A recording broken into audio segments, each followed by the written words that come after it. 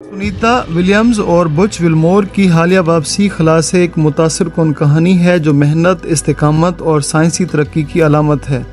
ये मिशन जो महज चंद दिनों का मंसूबा था, गैर मुतवक्का तौर पर 9 माह तक जारी रहा। नॉलेज हब की वीडियोस में आपको खुशामदीद कहते हैं। चैनल को सब्सक्राइब और वीडियो को लाइक करने की दरख्वास्त करते हैं। सवाल ये है कि मिशन का असल मंसूबा क्या था। सुनीता विलियम्स और बुच विल्मोर ने 5 जून 2024 को अपने मिशन का आगाज़ किया। उनका मिशन बोइंग के नए खलाई जहाज़ स्टार लाइनर की जांच पर मुबनी था, जो खला में खलानवर्दों को ले जाने और वापस लाने के लिए तैयार किया गया था। ये मिशन महज 8 दिन का था और मकसद स्टार लाइनर की कारकर्दगी को परखना था। ये मिशन बहुत अहम था क्योंकि स्टार लाइनर को मुस्तकिल तौर पर खलाई सफ़र के लिए मंजूर करने से पहले उसकी आखिरी आजमाइश की जा रही थी। गैर मुतवक्का तवालत क्यों हुई? ISS इंटरनेशनल स्पेस स्टेशन पर पहुंचने के फ़ौरन बाद स्टार लाइनर में तकनीकी मसाइल सामने आए, जिनमें प्रोपल्शन लीक्स, नेविगेशन की खराबी और सॉफ्टवेयर के मसाइल शामिल थे। क्योंकि खलाबाजों की हिफाजत सबसे अहम थी, इसलिए नासा ने उनकी वापसी को मौखर कर दिया। नतीजतन विलियम्स और विल्मोर का मुख्तसर मिशन 286 दिन यानी तकरीबन 9 माह तक जारी रहा। इंटरनेशनल स्पेस स्टेशन पर ज़िंदगी कैसी है? मुश्किल सूरत हाल के बावजूद विलियम्स और विल्मोर ने अपना वक्त ज़ाय नहीं किया, बल्कि फ़आल तौर पर मुख्तलिफ कामों में हिस्सा लिया। उन्होंने इंसानी जिस्म पर खला के असरात का मुशाहिदा किया।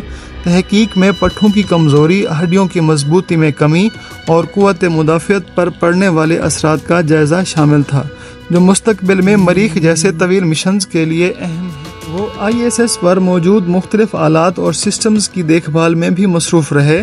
सुनीता विलियम्स ने ख़वातीन खलाबाजों में सबसे ज़्यादा 62 घंटे खला में चहलकदमी का नया रिकॉर्ड कायम किया। 9 माह तक खला में रहना जहनी मजबूती का मुतकाज़ी होता है।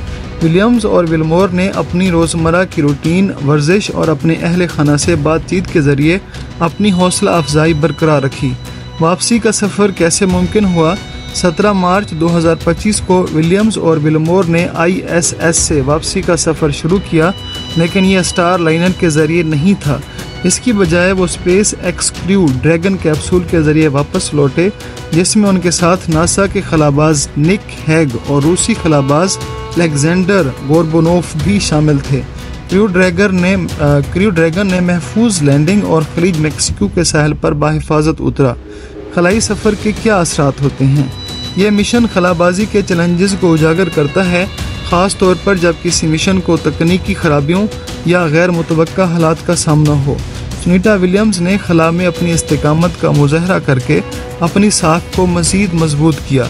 इस तवील क़याम ने नासा को कीमती साइंसी डाटा फराहम किया, जिससे ये जांचने में मदद मिली कि इंसानी जिस्म तवील अरसे तक खला में कैसे काम करता है, हमें क्या सबक मिलता है।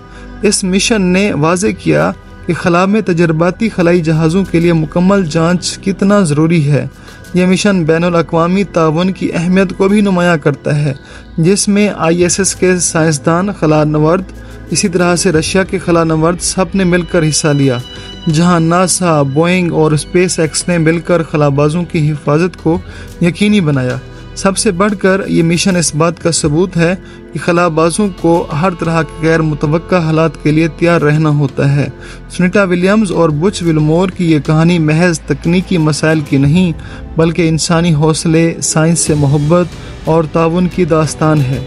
उनकी तवील मुहिम से हासिल करदा नताइज मुस्तकबिल के तवील मुद्दती मिशंस, ख़ुसूसन आर्टिमस प्रोग्राम और मरीख़ पर मुजवज़ा मिशंस के लिए इंतहाई अहम होंगे, क्योंकि आने वाले मुस्तकबिल के लिए यह सोचा हुआ है इंसान ने कि वो मरीख़ के ऊपर एक बस्ती बसाएगा। तो मरीख़ पर रहने के लिए भी ये ज़रूरी है कि इस तरह की तहकीकात जारी रहें, और जितना ज़्यादा मालूमात हमें मिल सकती हैं तो उतनी ज़्यादा मालूमात हासिल करके, साइंसी डाटा कवर करके हम मरीख़ पर बस्ती बसा सकते हैं।